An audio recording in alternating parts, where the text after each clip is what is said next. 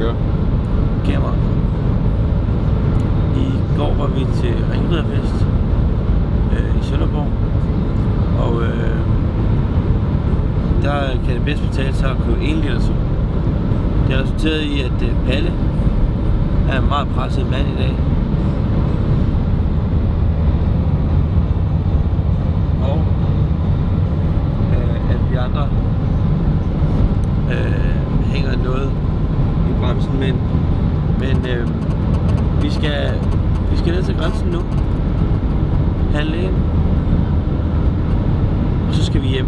Vi mistede begge vores Nørrebrogadeskilte i går, hvilket var lidt retarderet, fordi vi skal bruge dem i næste uge.